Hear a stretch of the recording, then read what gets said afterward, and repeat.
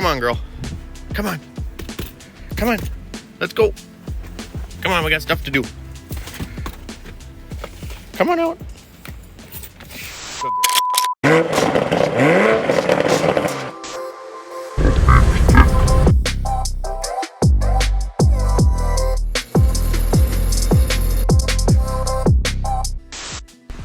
Lots on the list today, starting with fixing brake lines is our favorite thing. So we got this one cut right here. We'll take this guy in a minute, deburr the end. We got to finish cutting this guy with this little, you can see, pipe cutter there.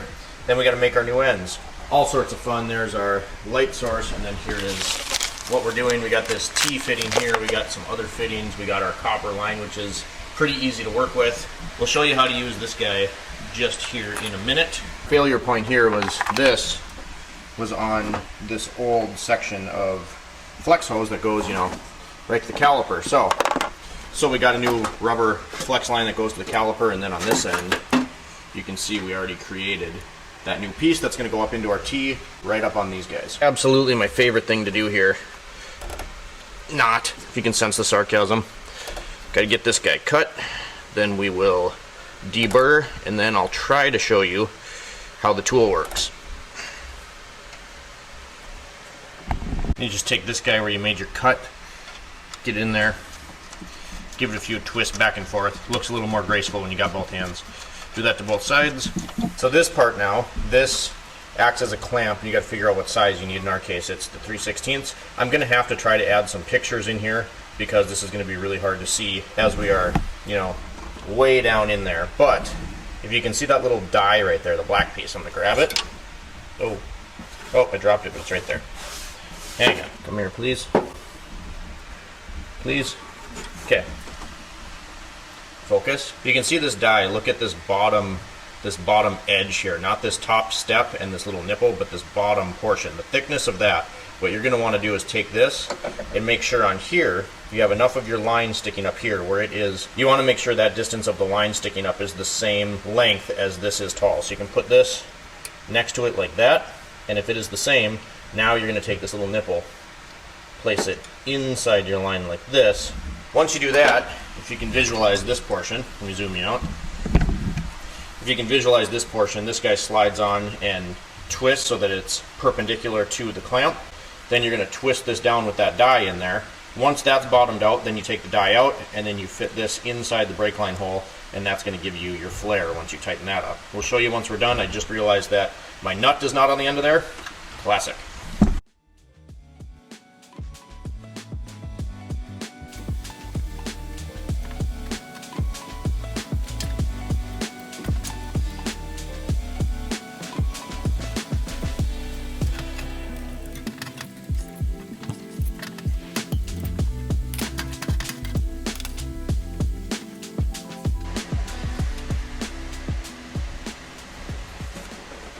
Alright, so something like that should do it. Obviously we got to go and tighten these up, and then I'll route it just a little bit better. Make sure, the key is make sure it's not like down there gonna rub on anything, but there is our new T, and this will come down. So that'll follow us into the wheel well where the hard line goes into our flex rubber line and then into our hard line. There's a little clip right here that keeps this inside the knuckle piece. We're waiting on that because, of course, the new line did not come with one. So yeah, I got to tighten these up, and that's about where we're at with that. Brakes are pretty much wrapped up on this guy. We're just taking you along today. This is a 6-lug 2500 1994 GMC pickup. So OBD1, we've made a few shorts on this. We showed you the U-bolts in a short, which were really sketchy. We also went over how to retrieve codes out of this because it is OBD1. It does not, you can't hook up your scan tool like you normally would on most vehicles. 95 and later, then you could do that. We're gonna go over to the other bay and show you what we found now that we wrapped up the brake lines, show you the U-bolt damage. I did put the cups in the ultrasonic cleaner, so we're gonna take a look at those. This is,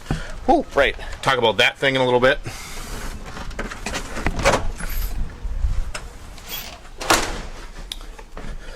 So this is a little bit sketchy. Just think of sharing the road with, some of these. Let's flip you over and look at the U-bolts. We'll go in here in a second and see what they look like. We drained all the old degreaser and water nice and hot into there.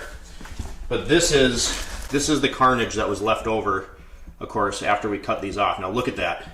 They get like toothpick, there's a better one. This one here.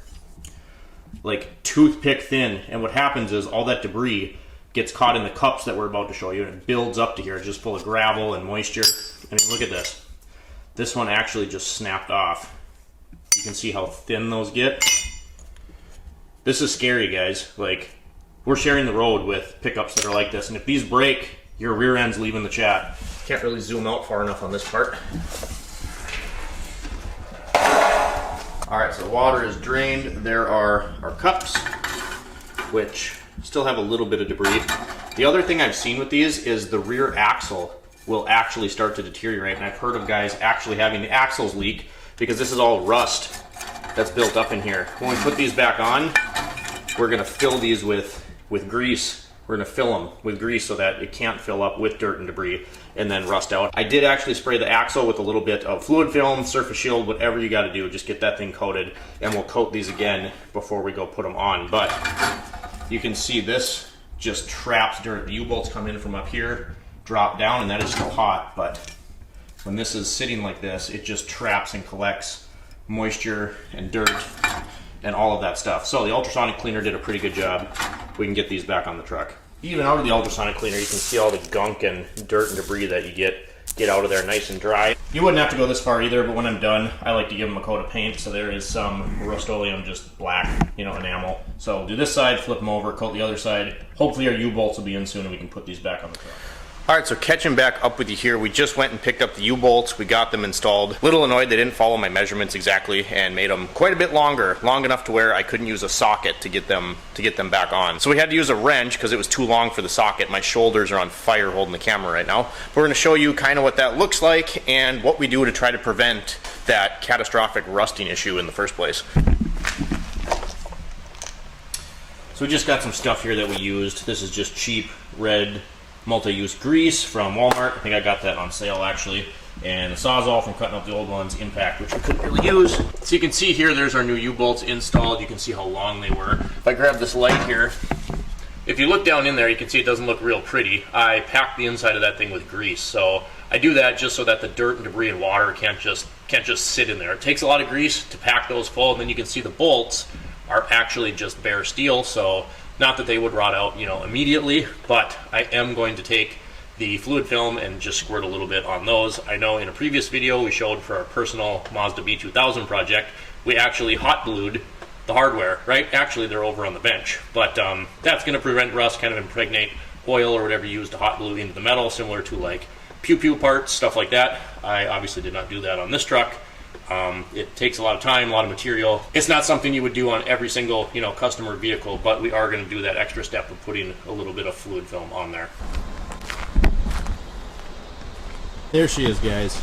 The new shop shit box. So this is what we got here. It's a 2001 F-150 Lariat crew cab 4-door, which I was really excited about getting the 4-door. I like the 2-valve Tritons, the 3 valves not to be confused with, because those had the cam phaser issues. Ironically, the early 2 valves had an issue where the spark plugs would eject from the holes, and then the 3 valves, you broke them off when you were trying to get them out. So we'll get you a good look at her. We'll go inside, talk about some parts. I needed a shop truck. This cost me $1,500 with 180,000 miles on it. Heat, AC. Well, we'll talk about the air conditioning. It can't get much for under $2,000 now, 4-wheel drive, heat and air work, and we got a usable bed. Let's check it out.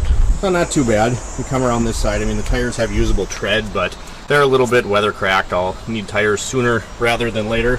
We did go ahead and get some parts that we will talk about. There's some rust. This, again, is the good side. Cab corner up in there is rusted out. The rocker itself is mostly intact. Coming around to the other side, this tire is actually from the junkyard. I had to replace one tire, and I drove this about 100 miles home. This is the tire right here that was on the truck, and there is like no tread left at all. And if you lift it up, I don't even know if I can do it one-handed. I'm gonna see. Oh.